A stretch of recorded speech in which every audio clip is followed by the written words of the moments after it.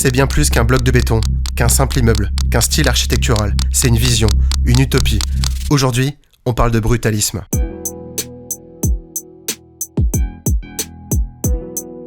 Le brutalisme en France émerge dans les années 1930, porté par Le Corbusier, figure majeure du mouvement. Son usage novateur du béton brut marque des projets comme l'unité d'habitation à Marseille et à Rezé. Ces unités sont pensées comme des cités verticales, où architecture et fonctionnalité s'unissent.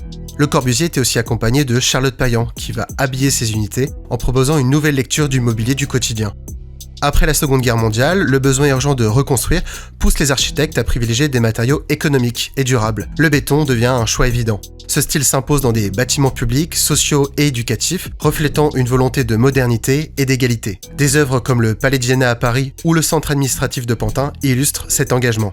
Dans les années 1970, le brutalisme décline, critiqué pour son aspect austère et son impact sur le paysage urbain. Il reste un style souvent employé pour accompagner l'étalement urbain croissant. On peut le voir ici avec l'ensemble des étoiles d'Ivry par René Gailloustet et Jean Renaudin, qui symbolise bien cette ultra-urbanisation, mais surtout cette ultra-bétonisation. Alors c'est super, mais il en reste quoi aujourd'hui ? Eh bien, l'héritage du brutalisme reste malgré tout bien présent de nos jours. Mais comme ici avec les étoiles d'Ivry, cet héritage s'abîme, est délaissé et disparaît petit à petit avec l'usure du temps.